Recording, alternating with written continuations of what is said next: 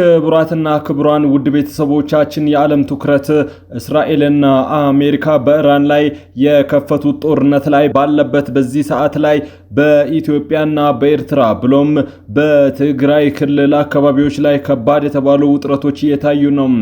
እጅግ ልዩ ሰበር የተባለ መረጃ በኢትዮጵያና በኤርትራ ድንበር አካባቢ ተሰምቷል። በዛሬው የዜና ትንታኔያችን ይህንን ጉዳይ በዝርዝር ወደ እናንተ እናቀርባለን። ለቤቱ አዲስ የሆናችሁ ሰብስክራይብ በማድረግ የደወል ምልክቷን በማብራት የቤቱ አባል ትሆኑ ዘንድ በታላቅ ትህትና እንጋብዛለን። ጥበብ ሚዲያ በጋዜጠኞች የተመሰረተ ሚዛናዊና ተአማኒ መረጃዎችን በየዕለቱ የሚያደርሳችሁ ገለልተኛ የሚዲያ ተቋም ነው።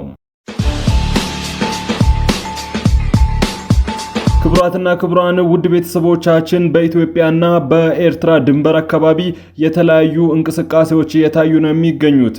በሁለቱም ሀገራት መካከል ሀገራቱ አለ የተባለውን ኃይላቸውን አሰልፈው ጦርነቱን ለመክፈት በጫፍ ላይ እንደሚገኙ ነው እየተገለጸ የሚገኘው። የተለያዩ ዓለም አቀፍ ተቋማት ባወጡት መረጃ መሰረትም በሀገራቱ ድንበር አካባቢ እየታየ ያለው እንቅስቃሴ እጅግ አስፈሪና አስደንጋጭ የሚባል ነው። የዲፕሎማሲ ጦርነት ተጨምሮበት የወታደሮችና ወታደራዊ ቁሳቁሶች እንቅስቃሴ በድንበር አካባቢ አይሎ ታይተዋል። እርስ በርስ የቃላት ጦርነቱም ከምንጊዜውም በላይ ከጫፍ የደረሰበት ሁኔታ ነው የሚገኘው። እነዚህ ነገሮች ተደምረው ምናልባትም በጥቂት ቀናት ውስጥ የተፈራው ከባዱ ጦርነት ሊጀምር ይችላል እየተባለ ነው የሚገኘው። ከፕሪቶሪያ የሰላም ስምምነት በኋላ የኢትዮጵያ ብሔራዊ ቴሌቪዥን ፋናን ጨምሮ መንግስት የሚቆጣጠራቸው ህወሓትን በቆሞ ቀርነትና ጽንፈኛ ህገወጥ በሚሉ ቃላት እየጠቀሱት ይገኛሉ። ከቅርብ ጊዜ ወዲህ በመንግስት ሚዲያዎች እየተለመደ የመጣው ህወሓትን የመፈረጅ እንቅስቃሴም ከዚህ በፊት ያልተለመደ ነበረ። በፕሪቶሪያ የሰላም ስምምነትም እነዚህ አይነት ቃላትን ላለመጠቀም ሁለቱም ወገኖች የፈረሙት እርስ በርስ ፕሮፓጋንዳ ያለ መስራት ስምምነት አንዱ አካል ነው። ይሁንና ጠቅላይ ሚኒስትር አብይ አህመድ በትግርኛ ቋንቋ የሰጡት መግለጫን ጨምሮ ሌሎች የመንግስት ከፍተኛ ባለስልጣናትና የመንግስት ሚዲያዎች እየተጠቀሟቸው ያሉ ቃላቶች፣ እያስተላለፏቸው ያሉ መረጃዎች በክልሎቹ መካከል ያለው ሂደት እጅግ ከባድ ሁኔታ ላይ መድረሱን ነው እየገለጹ የሚገኙትም።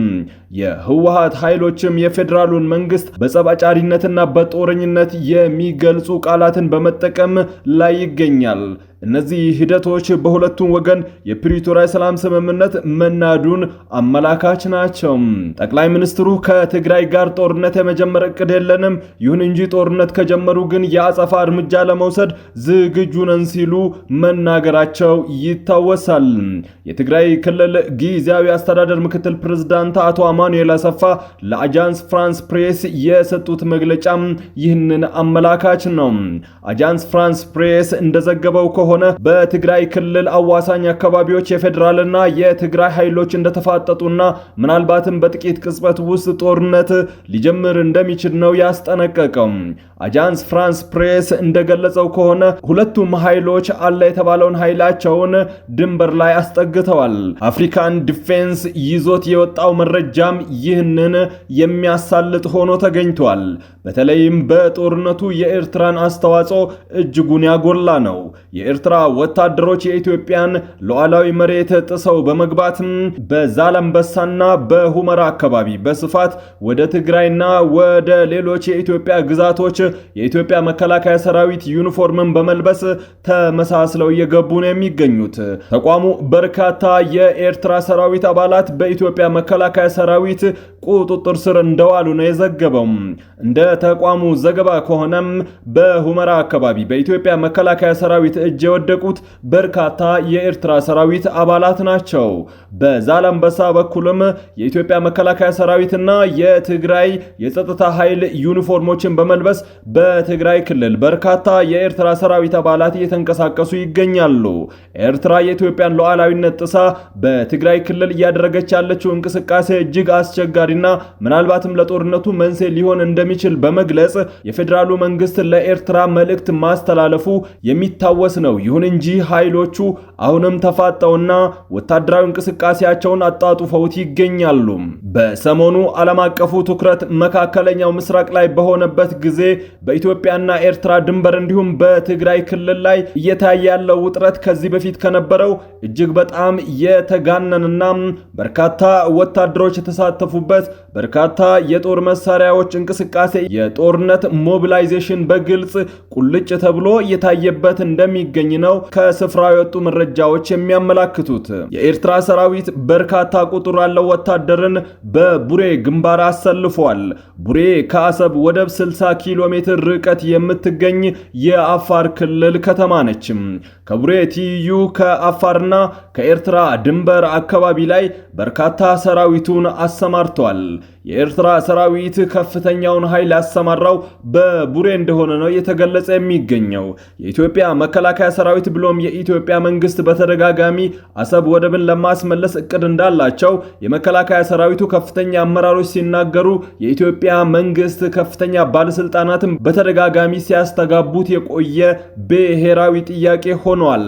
በአሁኑ ሰዓት ይህንን ለማሳካት ምናልባትም ወታደራዊ እርምጃ ሊወሰድ የሚችልበት እድል ከፍተኛ በመሆኑ ኤርትራም ይህንን ለመመከት አለ የተባለውን ኃይሏን በቡሬ ያሰልፋለች። ከባድ የተባለውን ሜካናይዝድ እግረኛና የአየር ኃይሏን ትኩረትም በዚህ ግንባር እንዳደረገች ነው መረጃዎች እየወጡ የሚገኙት።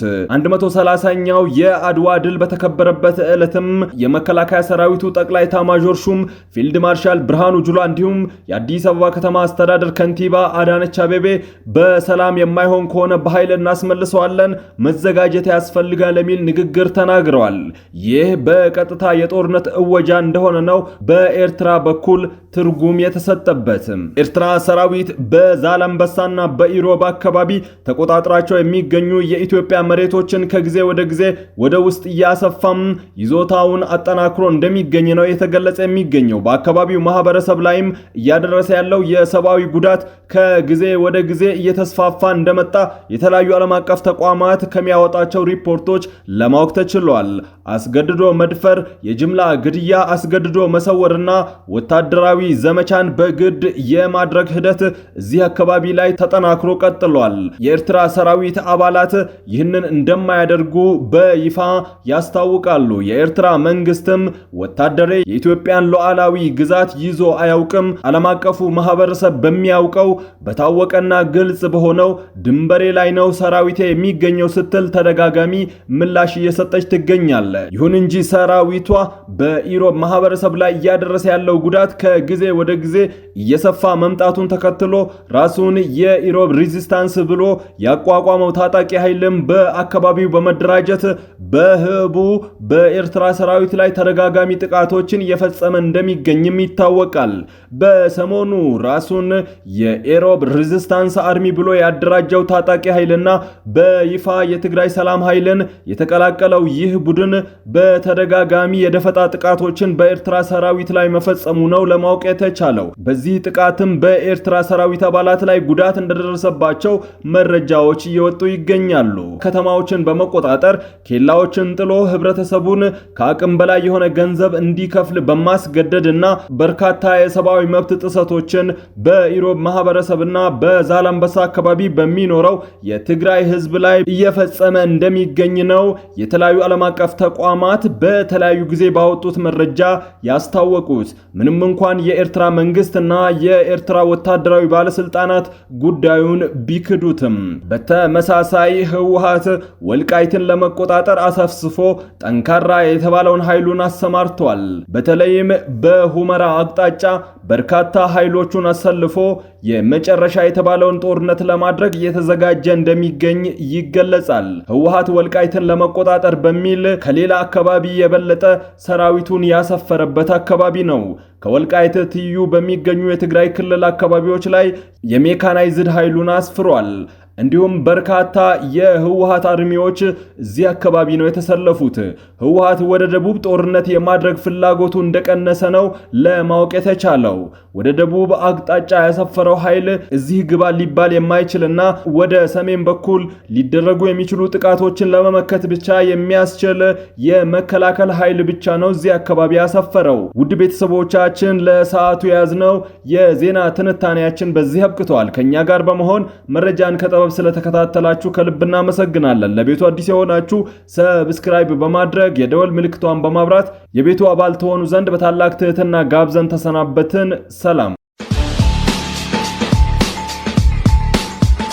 ዛሬ በዳሽን ባንክ አንድ የአሜሪካን ዶላር 151 ብር ከ7 ሳንቲም እየተመነዘረ ነው። የአውሮፓ ዩሮ 180 ብር ከ8 ሳንቲም፣ ፓውንድ ስተርሊንግ 204 ብር ከ9 ሳንቲም፣ የስዊዝ ፍራንክ 196 ብር ከ9 ሳንቲም፣ ድርሃም 41 ብር ከ4 ሳንቲም፣ የሳውዲ ሪያል 40 ብር ከ5 ሳንቲም፣ የቻይና ዩዋን 21 ብር እየተመነዘረ ነው። በአቢሲኒያ ባንክ አንድ የአሜሪካን ዶላር 152 ብር ከ7 ሳንቲም ይመነዘራል። ፓውንድ ስተርሊንግ 207 ብር ከ8 ሳንቲም፣ የአውሮፓ ዩሮ 181 ብር ከ9 ሳንቲም፣ የስዊዝ ፍራንክ 189 ብር ከ5 ሳንቲም፣ ድርሃም 44 ብር፣ ሪያል 43 ብር ከ5 ሳንቲም፣ የቻይና ዩዋን 21 ብር ከ9 ሳንቲም እየተመነዘረ ነው። በህብረት ባንክ አንድ የአሜሪካን ዶላር 152 ብር ከ1 ሳንቲም ሲመነዘር ፓውንድ ስተርሊንግ 208 ብር ከ4 ሳንቲም፣ የአውሮፓ ዩሮ 181 ብር ከ4 ሳንቲም ይመነዘራል።